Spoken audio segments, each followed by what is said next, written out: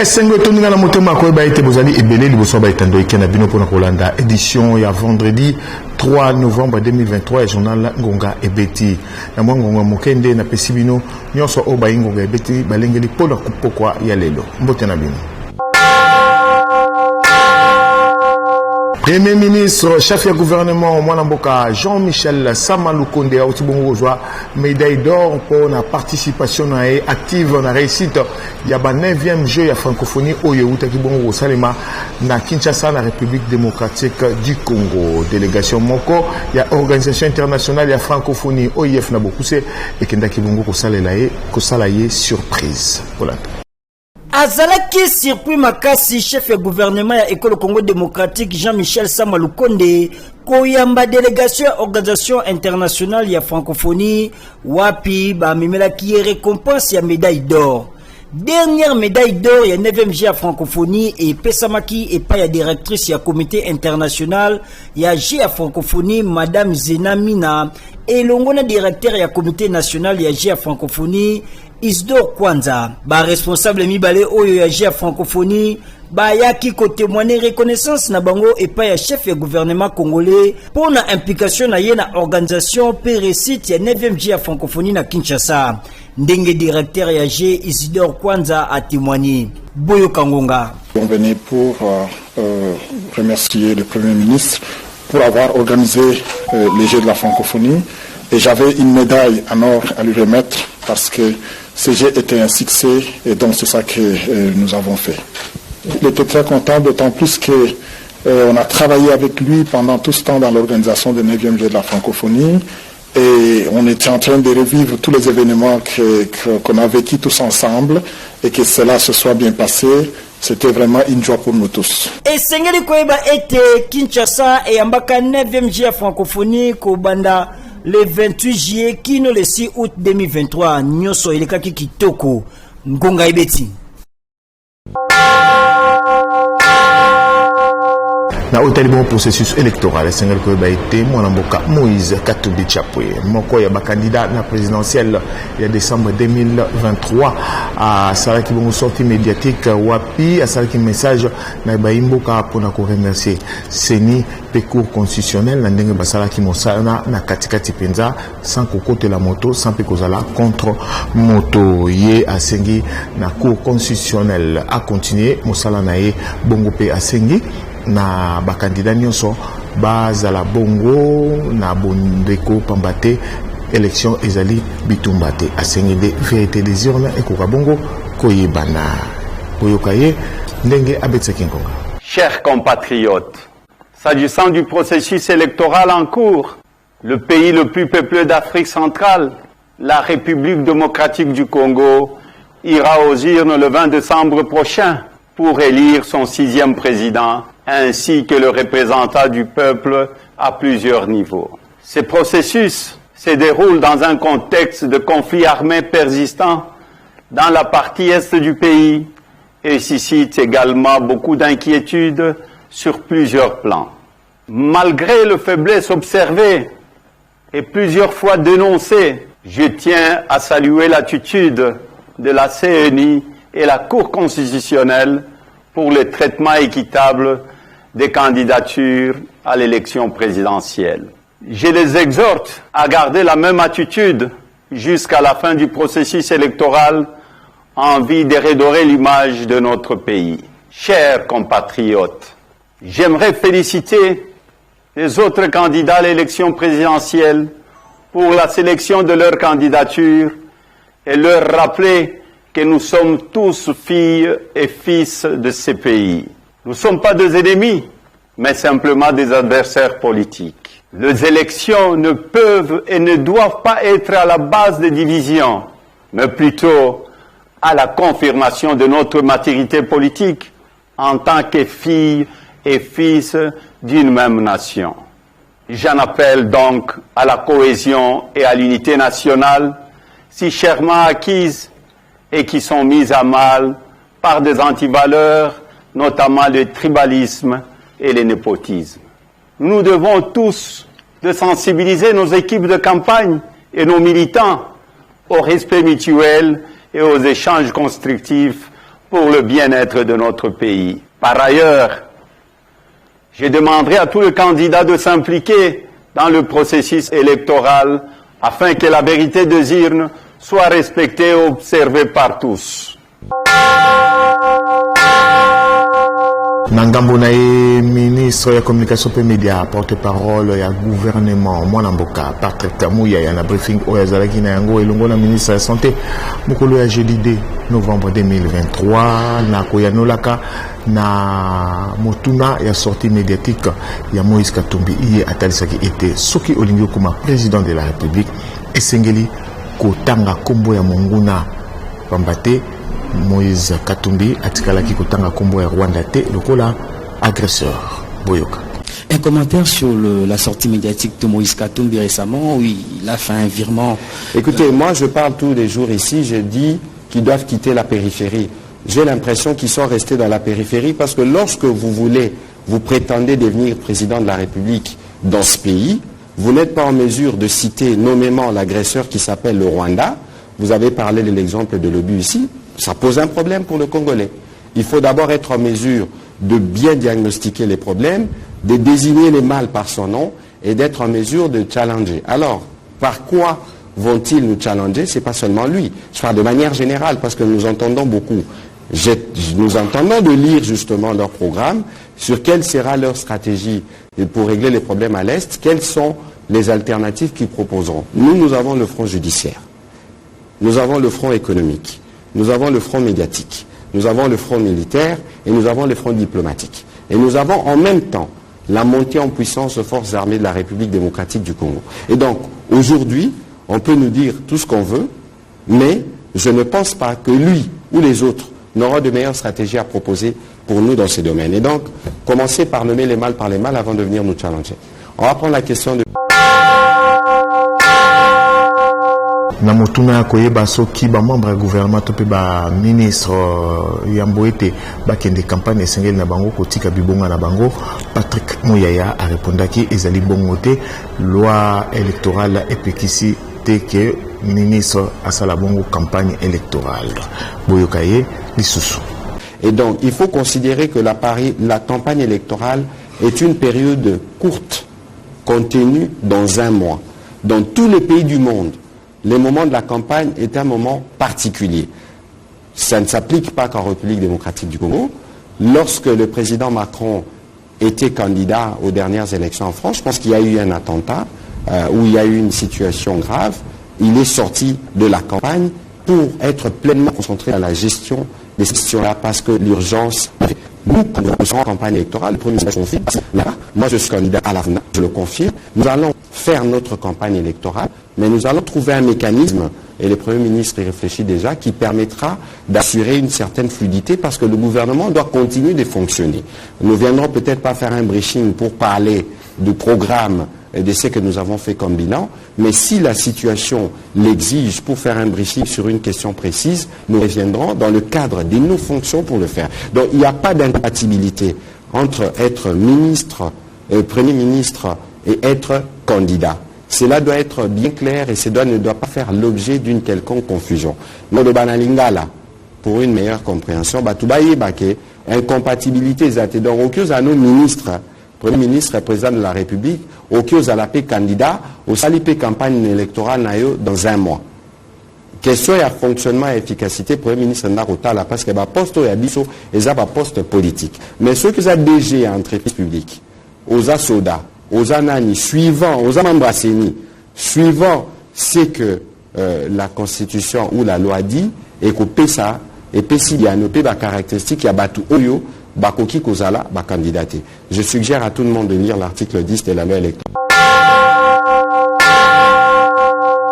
Nouveau membre, il y a l'Isanga Force One, moko ya structure d'appui, il y a mouvement de libération du Congo, Kouta, Katanga, Kasai, pe Kasongolunda, na province ya Kwango, basala kibongo, adhésion na Bango, na parti à Mwanamboka Jean-Pierre Bemba Gombo, mukolo ya jeudi 2 novembre 2023, na siège à partir de la commune ya Gombe, na Bokambami, secrétaire national en charge de l'implantation et recrutement Mwanamboka André Chimanga, Hollande. Force One partout, mon quoi, structure d'appui à mouvement de libération du Congo, oyo eza spécialisé na recrutement pe encadrement mingi penza ya ba leader d'opinion partout na Congo démocratique pour na compte des partis à mon mboka Jean-Pierre Bemba Gombo et yaki kotali sa force na yango sur terrain mokolo ya jeudi 2 novembre 2023 na siège national ya MLC na commune ya Gombe na cérémonie moko ya adhésion massive oyo kambamaki le secrétaire national en charge ya implantation pe recrutement mon mboka André Chimanga wapi na bokambami ya rapporteur général ya force wana mon mboka maître Jean Simbole Likofata une cinquantaine ya ba nouveaux membres ya force wana kouta na Kasai Katanga pe na Kasongolunda na Kwango bayaki bongo kosala adhésion na bango na mouvement de libération du Congo. Secrétaire national la mwana mboka André Chimanga a talisaki bango vision ya mouvement de libération du Congo, idéologie et position à MLC na maponomi ya décembre 2023. Temps fort ezalaki bongo adhésion massive wapi ba pesaki bango ba carte pe ba écharpe ya parti. Na suka ya milulu babetsaki ngonga bo. Lelo ezalaki mokolo ya isengo oyo Force One à travers 3 provinces. Cela veut dire province ya Kasai, province ya Kwango et puis province ya Katanga.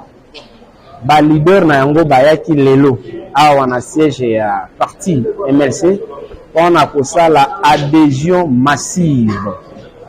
Donc Force One après avoir recruté, pour former, pour faire idéologie à MLC comme rivière aye ko inverser ba membre leader na kati ya OCA ou ezali MLC mouvement de libération du Congo.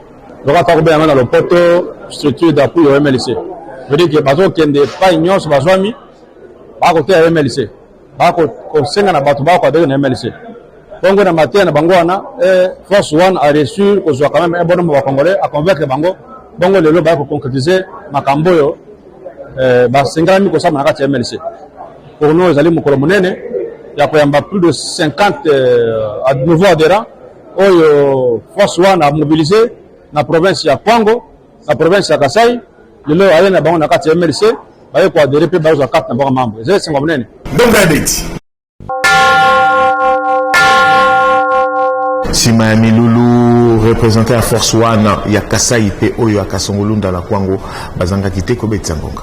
Boyo kabanga. Avec coordonnateur provincial de Force One, la province de Kasai. Je suis un évangéliste. Il y a idéologie MLC dans la structure, il y a Force One. Il y a quelqu'un évangélisé dans la province de Kasai entière. Il a évangélisé partout. Il y a même bino, balaliboso, il y a même bino, notable, il y a chef coutumier, il y a ministre provincial, il y a Denakao. Il y a j'ai amené le ministre provincial Meba qui est candidat national. J'ai amené des notables belés. Aujourd'hui, je vous amène cinquantaine. Encore, il y a Kasai, il y a 5 provinces. Mweka, il est beau, Dekese, Luebo, Chikapa Kamonia, sans oublier la ville de Chikapa. Ndena Memel Binoa, comme symbolique d'abord 50 personnes va adhérer. Après, Nazo Zonga, Nako Lemba Binoki. Comme Nazan Amour et MLC, Nako Lemba, je vais toujours amener. Et quand MLC a au Salanga, député national, il y a le territoire de Luebo. Je veux maintenant mener plus que le monde pour picoler la Kasai Mobimba, pour transformer le Bakasai MLC, Force One partout. Nous avons un coordinateur territorial de Kasongolun dans la Kwango, province du Kwango. Papa Soka Botibana, Abakwa Panzanaka. Noga Kekuna, Noga Zemikuna. Mais ça va Kanyina, Masali, et le rapport des gens qui papa. Là, la Zali Force One, il y a territoire de Songolun dans la province du Kwango. Melombe na ye epa ya papa na ngai MLC ona s'adhérer na bato ona yaki na bango totalaki idéologie ya président national po lelo wana za sentiment te à part MLC eza na parti ko longola pe peyo na bumbu te bazo saka na biso yango to moni que vraiment pour aider pays ne mbongo te ne lote to landa idéologie ya président national Jean-Pierre Bemba. Yango wana nde tokeneki tobeti mbeya na Kwango kuna Kasongolunde ningani na kombo ya Force One nde MLC eyeme makasi na Kasongolunde lelo bato ya nesengo makasi na ndenge to planter yango to kolemba te. na basanga société sengel ko ba été mwana mboka sénateur Augustin Salabia asaki bongo descente na Kanluka pona kotala bongo ndenge misala ezali bongo kosalema na oitali bongo botongi banzela kasi na bokomi na sur place asaki conseil misala ezali ya kokata na bombate bambula ezali bongo ko déranger Yannick Mulengo pe Patrick Lusala babetingo ngapona bino simana ye koyamba ba appel ebele ya population ya Kanluka pona danger oyo ezali kokomela bango suite ya bare ya bamisala ya botongi banzela. Sénateur Augustin Salabia, l'homme dynamique, lokola attaqué déjà na agenda na ye ete et sengeli akita sur terrain pona kotala na miso na yemoko situation pe qualité ya mosala oyo ezali kosalema sur terrain. Ndenge pe esalemaki vendredi 3 novembre 2023 atako mbula ya makasi oyo ebetaki na tongo yango te e empêchaki sénateur Augustin Salabia kokita sur terrain na se ya mbula atambolaki ba avenue bele ya Kanluka pona kosala constat sur place kotanga avenue Kingabwa koleka Fatundu Bwangila Mawanga pe direction Kiavu. Sénateur Augustin Salabia ayokaki mawa pamba te misala ekatana kala ba mir ya bandako ya bato e sali ba fissure mbula oyo ebetaki lundi eleki ezalaki nde test ya yambo pona misala oyo ndenge yemoko sénateur Augustin Salabia azali kobenga yango esalaki epasi nzoka nde population ya Kanluka ezali sima ya tata mokonzi Félix Antoine Tshisekedi Tshilombo pamba te apesaka bango elaka boyo kangonga batu barakombe bazodinda yakati ya migulu oya mai bana mikolo taya mwesi kasa tete koleka soka surtout nde ngulito kumapango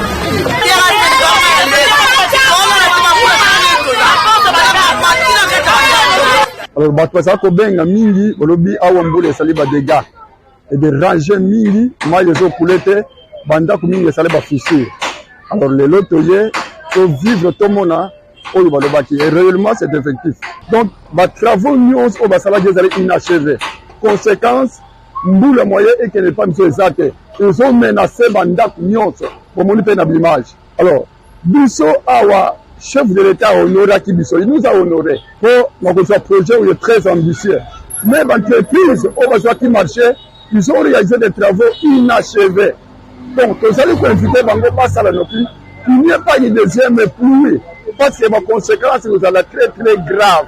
Oyo mbula liboso no bia makasi tala ndenge bebisi banda ku menacer bisika menacer donc c'est une deuxième pluie ye et ko suka ndenge ni donc to sali pour insister pour que l'entreprise wana ba yakosilisa misala na bango longonya na yo sénateur Augustin Salabia boende ezalaka tango oyo kimbela ya population esengeli kokoma sur place ngonga ebeti.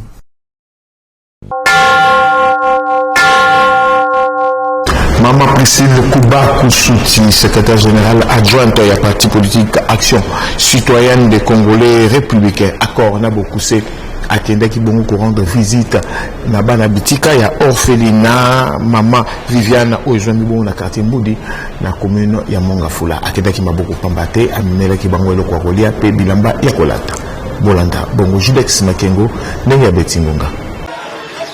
Maman Priscille Kouba Koussouti, secrétaire générale adjointe et à parti Action Citoyenne des Congolais Républicains, accord na bokuse oyo bana lukunga ba mesana kobenga Mama Bundative, akende ki bongo weekend eleki elongo na délégation moko pe ba membre ya libota na ye na orphelinat Mama Viviane oyo ezomi na quartier Mbudi na commune ya Mongafula kolekisa tango pe kotala bana bitike. Na bokomi na ye ayambamaki kitoko pe losambo epesamaki pona kotika visite oyo na maboko ya nkolo. Mama Priscille Kouba azwaki maloba pona ko encourager bana bitike baye te bazali bango moko te ye azali pe moko ya ba parents na bango. Pe lokola mama malamu atambolaki maboko pamba te amemelaki bango biloko ya kolia tolobi huile, loso, madesu, jus, sucre, savon pe biloko mususu. Pe pona kozipa nzoto apesaki bango bilamba, baketch pe biloko mususu. Na komona mama kopesa bango biloko wana bana bitike batondisamaki na esengo pe babetaki ngonga boye. Et non seulement nous avons remercié la délégation Nanga parce que Bazara toujours Nangaï pour accompagner Nangaï dans l'activité Nyon sur le Macamion surtout au Salaka. Mais en tout cas, nous avons remercié les Batunions surtout il y a bonne foi pour Bazo accompagner Bisso dans Macambu dans l'action de Bisso Nyon tout au Salaka depuis au Bandi si nous avons promis en tout cas que le Seigneur a Pambola Bangwa Pambola Moko na Moko. Et en tout cas, je demanderai aussi à d'autres personnes qui pensent pouvoir faire quelque chose. Kanisi azana bikanisi ya koya pe ko contribuer ko bakisa pour to sala ka ba action malamu. En tout cas na kosenga bango pe merci mingi soki bazota l'émission oyo bakanisa pe bana oyo bazaba enfant de mini bakanisa bango atana bikanisi ata moko ekokozela lamba ekoki ozela loka kolia ekoki pe kozala mbongo pourquoi pas je ne sais pas mais en tout cas nzamba toucher mitema ya mutu na mutu wa Monique azak capable ya kopesa pona kosala semence pona bana oyo eroza ba œuvre ya boye ezali etinda ya nzambe soki ozali motema malamu kosalisa ba orphelin yebaka ke o déficit pa ya nzambe kala te akofuta yo ngonga ebeti.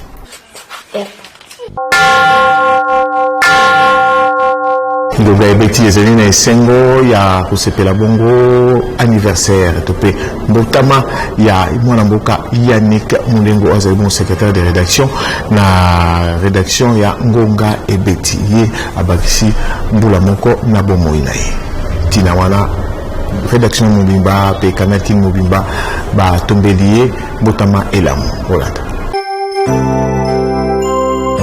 Le 3 novembre, Yambula Moko ezalaka journée moko ya sembo pona Yannick Mulengo oyazali secrétaire ya rédaction ya journal Ngonga ebeti, président ya jeunesse ya CSC Ntsanga na Kibonteke, président ya Gulf Music, mwana ya papa Nestor Mulengo pe maman Marie Lutadila. Le 3 novembre 2023, l'homme dédié Yannick Mulengo abakisi bongo mbula moko na bomoi na ye. Dalatina, équipe mobima ya Canal King télévision elongo na rédaction Ngonga ebeti basangisi basui na bango pe balobi joyeux anniversaire Nolususu, l'homme dédié Yannick Mulengo.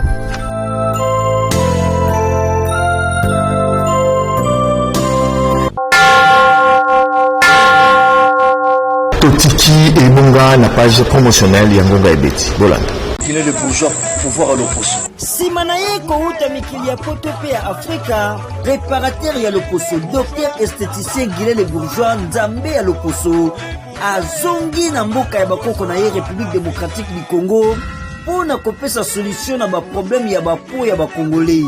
Pambate ba Congolais ba nyokwami na batu ya lokuta, oyo bazali kosalela image ya docteur Guilé le bourgeois pour na kolia bango mbongo.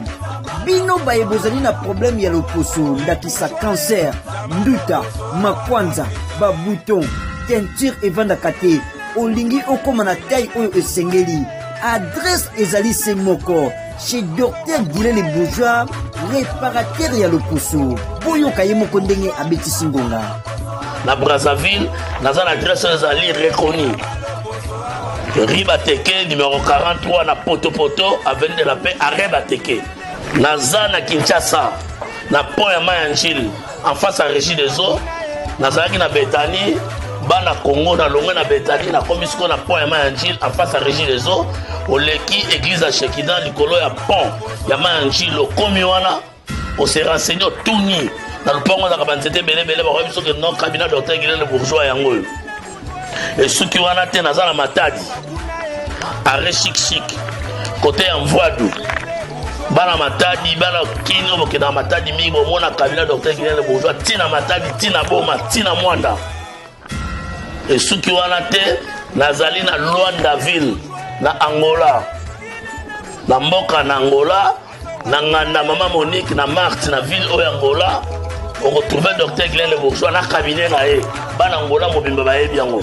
Et ceux qui ont été, Nazana Kabinda. Adi naza international na Lubumbashi pe naza na Kamalondo. Docteur Guilé le bourgeois na partout. Bokokuta cabinet ya docteur Guilé le bourgeois sur boulevard Lumumba na po ya rivière Njili en face ya régie des eaux na commune ya Matete. Na Brazzaville, Riba Teke numéro 43 commune Poto arrêt Bateke. Tope bobenga na ba numéro oyo Ngonga ebeti. incliner les bourgeois pour pouvoir à l'opposition. Nabasanga Ondende Zundingisa Kosuksa édition il y a vendredi 3 novembre 2023 journal Ngunga et Betty. Merci Keibongo na Patrick Lusala Oyo comme toujours Azala Kibongo na sima caméra pour na kukumisa ngala banda kona bino pe montage Simba Makina Mwanamboka Alabama régie finale ezalaki assuré na Mwanamboka Samson Ilunga Mokolo ya samedi 4 novembre 2023 de la zone de bino sous pour kopesa bino masango mosusu ya Ngunga et Betty boboto omabota mabino.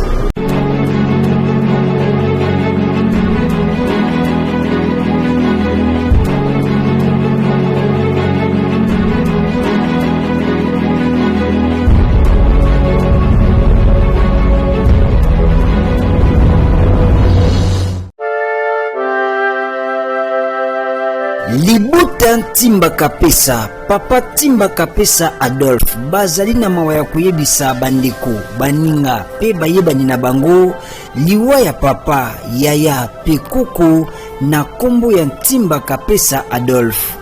Programme ya matanga esalemi boye. Samedi 4 novembre 2023, veillée mortuaire na salle Kage, oyo ezomi na 16e rue Limité industrielle. Dimanche 5 novembre 2023, Bobi Missia Nzoto na morgue à hôpital du cinquantenaire P et Kokundama, na cimetière Nécropole 1, P et Kokundama, na cimetière ya Nécropole 1. En attendant Bobi Missia Nzoto, matanga ezali kosalema sur boulevard Lumumba numéro 159, référence centre Téléma na commune ya Matete. Tika liebisi oyo ekomela bayi bonso bayibaki mowei.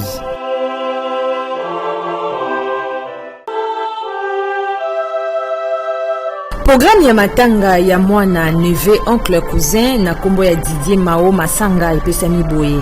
Mercredi 8 novembre 2023 ndeve mortuaire kosalema na salle ABN Ozomi na balabala Nyangara numéro 37 na quartier Kimbangu na commune ya Kalamu na croisement ya avenue Elenge Sape Nyangara na bangonga 18h juste. Jeudi 9 novembre 2023 ndebo Bobi Nzoto moye kosalema na hôpital Saint-Joseph na commune ya Limete sima ya requement pe dépôt ya maraboke ya Bambe nde na bangonga ya 8h45 Nzoto moye ekokende kokundama na cimetière ya Kinkole.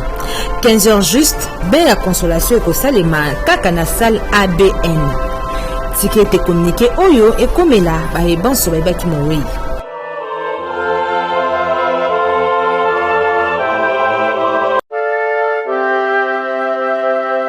Programme ya matanga ya Judith Ngila Boyongo azali membre na les amis de Maman Liliane Bemba et Salemi na lolenge boye. Mokolo ya vendredi 3 novembre 2023 veillée mortuaire Yerusalema na salle polyvalente Crystal Palace au ezwami na avenue Makanda Kaboma numéro 1 na commune Ngalema na quartier Pompage, référence Breaking voire Carrie Grèce en diagonale na paroisse Sainte-Elisabeth.